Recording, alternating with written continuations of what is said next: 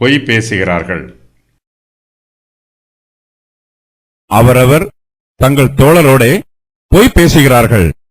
இச்சக உதடுகளால் இருமனதாய் பேசுகிறார்கள்.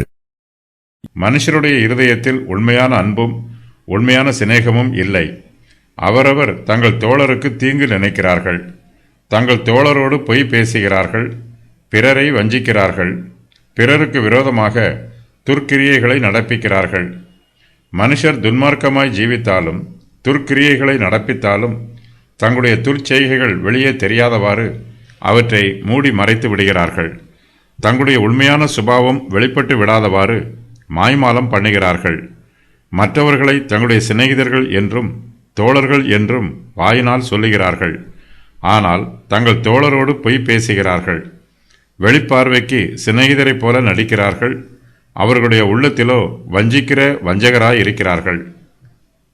அவரவர் தங்கள் தோழரோடு இச்சக உதடுகளினால் இருமனதாய் பேசுகிறார்கள். இவர்கள் சிநேகிதரை முத்தமும் செய்வார்கள்.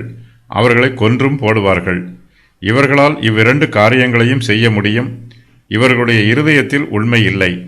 ஒருவருக்கு முத்தமிட்டு தங்களுடைய நட்பை வெளிப்படுத்துகிறார்கள். அதே நபரை கொன்று போட்டு தங்கள் இருதயத்தில் நிரம்பி இருக்கிற விரோதத்தை வெளிப்படுத்துகிறார்கள். இது சாத்தானின் துர்க்குணம். சாத்தானிடத்தில் உண்மை இல்லை. அவன் பொய்யனும் பொய்க்கு தகப்பனுமாய் இருக்கிறான். மனுபுத்திரரை அழித்து போடுவதற்கு சாத்தான் சதி பண்ணுகிறான்.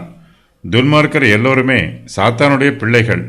இவர்களும் சாத்தானைப் போலவே தங்கள் தோழரோடே பொய் பேசுகிறார்கள். தங்கள் இச்சக உதடுகளினால் இருமனதாய் பேசுகிறார்கள். இவர்களுடைய பேச்சு நயமாய் இருக்கிறது. சாதுரிய வார்த்தைகளை பயன்படுத்துகிறார்கள். ஆனால் இவர்களுடைய இருதயமோ கசப்பான சிந்தனையினால் நிரம்பியிருக்கிறது. மனுஷர் மத்தியில ஜனங்கள் ஒருவருக்கொருவர் உண்மை பேச வேண்டும். இருமனதாய் பேசாமல் ஒருமனதாய் பேச வேண்டும். மனுஷருடைய சிந்தனையும் செயலும் ஒத்துப்போக வேண்டும். மனுஷர் ஒருவருக்கொருவர் தங்கள் தோழரோடு பொய் பேசும் காலமே கொடிய காலமாகும். மனுஷர் ஒருமனதாய் பேசாமல் தங்கள் இச்சக உதடுகளால் இருமனதாய் பேசும் காலமே கொடிய காலம். தாவீதின் காலத்தில் இப்படிப்பட்ட துன்மார்க்கர் நிரம்பி இருக்கிறார்கள்.